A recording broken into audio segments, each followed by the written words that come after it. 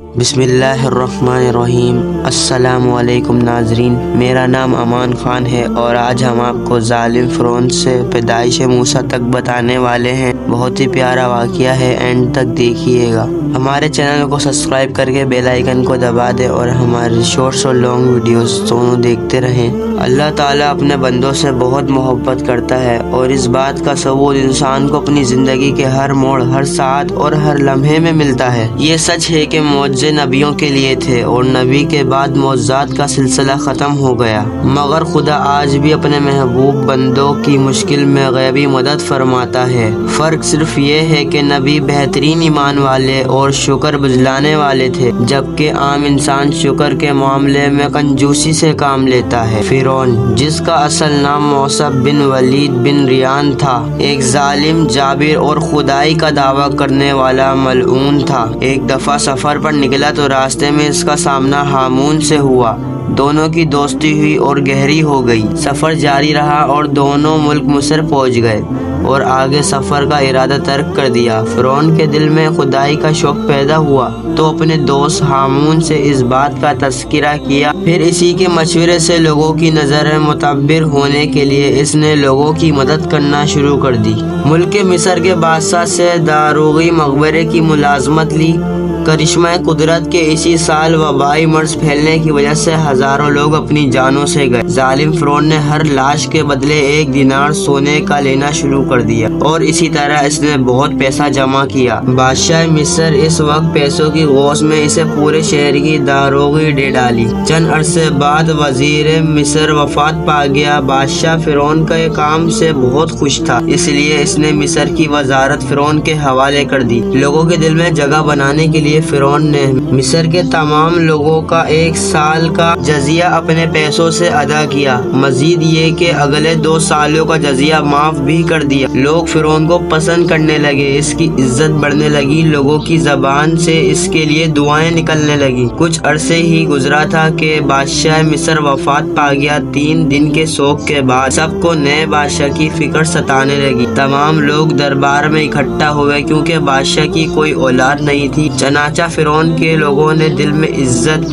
اس قدر بڑھ چکی تھی کہ اسے بادشاہ بنانے پر کسی نے بھی اعتراض نہ کیا۔ بادشاہت ملتے ہی فرعون کے تکبر کے شعلے آنکھ پھڑکنے لگے تھے۔ خدائی کی ہوش اور لوگوں کے سروں کو اپنے قدموں میں جھکا دینے کی خواہش اتنی بڑھ چکی تھی کہ مذہب یوسف و یعقوب کو لوگوں کو قلب سے نکلنے کے لیے فرعون نے ملک مصر میں درج و تدریس کے عمل کو نہ صرف رکوا دیا بلکہ اس کو جاری رکھنے والوں کو واجب القتل قرار دیا۔ جان بچانے کے لیے لوگوں نے درس کیا چھوڑا، ان کے ہاتھوں سے خدائے بزرگ و برتر کی رسی بھی چھوٹ گئی۔ لوگ اپنے مذہب سے بیگانے ہو گئے، کسی کو خدا پر حق یاد نہ رہا، حق کی جگہ باطل لینے لگا۔ مذہب یوسف و یعقوب کے ماننے والے کم ہونے لگے۔ فرعون نے بتوں کی پوجا کو عام قرار دے دیا۔ بنی اسرائیل کی قوم اپنے مذہب پر قائم رہی مگر وہ قومی قبیلے نے بتوں کو پوجا کرنا شروع کر دیا۔ 40 سال کے عرصے کے بعد فرعون نے تمام بت توڑوا ڈالے اور خود کو خدا بنا لیا۔ بنی اسرائیل نے فرعون کو خدا ماننے سے انکار کیا تو انہیں طرح طرح کی اذیتیں دی گئیں۔ جن کاموں کو برا گردانا جاتا تھا وہ سبھی کام بنی اسرائیل کے لوگوں سے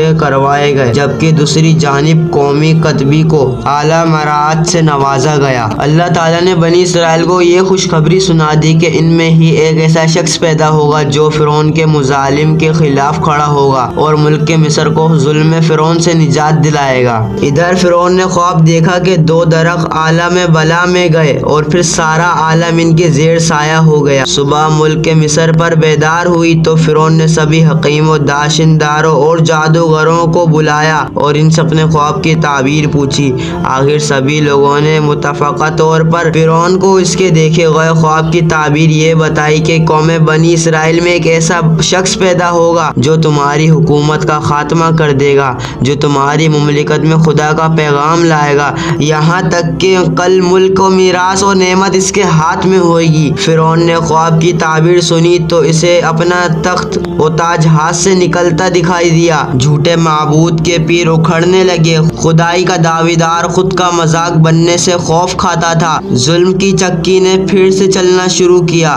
حکم فرعون لوگوں پر قہر بن کر کھڑا ہوا۔ کتاب وقت کے اوراق پر ظلم کی ایسی داستان لکھی گئی جس پر کہ جسے پڑھ کر پتھر بھی پگھل کر بہہ جائیں۔ ملک مصر میں جہالت نے پر پھیلائے۔ فرعون کے حکم سے بنی اسرائیل کے ہاں پیدا ہونے والے ہر نومولود موت کے گھاٹ اتار دیا جانے لگا۔ لوگوں کی آہیں سخیاں فرعون کے تخت تک نہ پہنچ پاتی تھیں، مگر اسے سخیوں نے عرش کا دروازہ ضرور کھٹکھٹا دیا تھا۔ حضرت ابو ہریرہ سے روایت ہے کہ نبی پاک صلی اللہ علیہ وسلم نے ارشاد فرمایا، مظلوموں کی دعا جو ظالم کے حق میں ہو بادلوں کے اوپر اٹھا لی جاتی ہے، آسمانوں کے دروازے اس دعا کے لیے کھول دیے جاتے ہیں اور اللہ تعالیٰ فرماتا ہے میں تیری امداد ضرور کروں گا اگرچہ کچھ تاخیر ہو۔ رحمت خداوندی جوش میں آئی اور آسمان و زمین نے دیکھا کہ فرعون کے غلام عمران کے گھر اللہ کا نور چمکا جس کا وعدہ اللہ نے بنی اسرائیل سے کیا تھا۔ ظلم کی کالی رات سمیٹی اور نئی صبح کے آفتاب نے 400 روشنی پھیلا دی۔